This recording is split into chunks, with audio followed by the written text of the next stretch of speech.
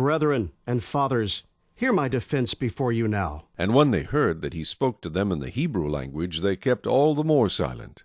Then he said, I am indeed a Jew, born in Tarsus of Cilicia, but brought up in this city at the feet of Gamaliel, taught according to the strictness of our father's law, and was zealous toward God as you all are today. I persecuted this way to the death, binding and delivering into prisons both men and women, as also the high priest bears me witness, and all the council of the elders, from whom I also received letters to the brethren, and went to Damascus to bring in chains even those who were there to Jerusalem to be punished. Now it happened as I journeyed and came near Damascus at about noon. Suddenly a great light from heaven shone around me, and I fell to the ground and heard a voice saying to me, Saul, Saul, why are you persecuting me? So I answered, Who are you, Lord? And he said to me, I am Jesus of Nazareth, whom you are persecuting. And those who were with me indeed saw the light, and were afraid, but they did not hear the voice of him who spoke to me. So I said, What shall I do, Lord? And the Lord said to me, Arise and go into Damascus, and there you will be told all things which are appointed for you to do. And since I could not see for the glory of that light, being led by the hand of those who were with me, I came into Damascus. Then a certain Ananias, a devout man according to the law, having a good testimony with all the Jews who dwelt there, came to me, and he stood and said to me, Brother Saul, receive your sight. And at that same hour I looked up at him.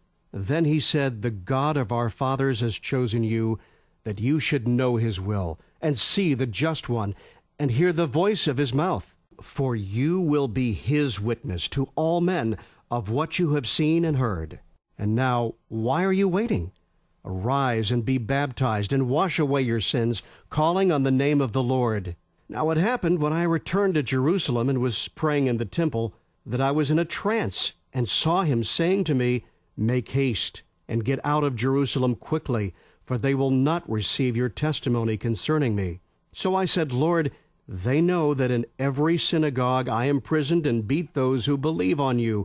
And when the blood of your martyr Stephen was shed, I also was standing by, consenting to his death, and guarding the clothes of those who were killing him. Then he said to me, Depart, for I will send you far from here to the Gentiles. And they listened to him until this word, and then they raised their voices and said, Away with such a fellow from the earth! For he is not fit to live!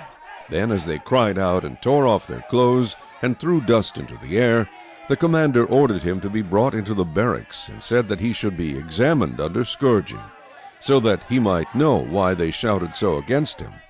And as they bound him with thongs, Paul said to the centurion who stood by, Is it lawful for you to scourge a man who is a Roman and uncondemned? When the centurion heard that, he went and told the commander, saying, Take care what you do, for this man is a Roman. Then the commander came and said to him, Tell me, are you a Roman? He said, Yes. The commander answered, With a large sum I obtained this citizenship. And Paul said, But I was born a citizen. Then immediately those who were about to examine him withdrew from him, and the commander was also afraid after he found out that he was a Roman, and because he had bound him.